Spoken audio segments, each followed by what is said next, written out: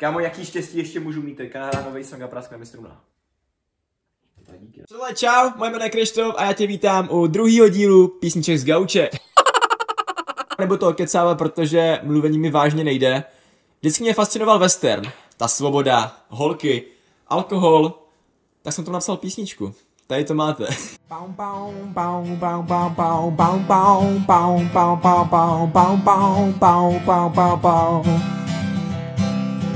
Daleko za pustou prérii, tam kde se všichni střílejí, koně lehký žene, potom chlast, na western chce každej chlap.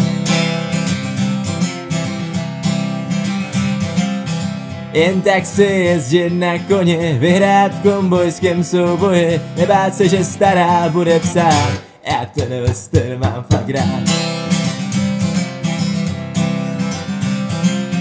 Konečně místo, kde můžeš být svobodný chlap, až na prostřelenou hlavu se ti tu nic nemůže stát a proto western mám fakt rád, klobouk laso nad hlavou. Ke snídani dám si indiánku nádhernou, žádné z nich totiž nevadí, když neměli koňský smrad. A každému bych doporučil se tam podívat a proto western mám fakt rád, klobouk laso nad hlavou. Ke snídani dám si indiánku nádhernou, žádný z nich totiž nevadí, že ze měli koňský smrad. A každému bych doporučil se tam podívat.